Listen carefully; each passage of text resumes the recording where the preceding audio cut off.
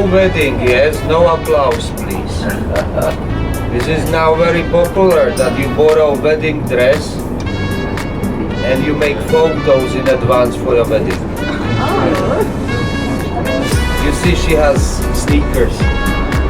So this is no wedding, that you borrow a wedding dress, you make photos in the city before you have your wedding, yeah?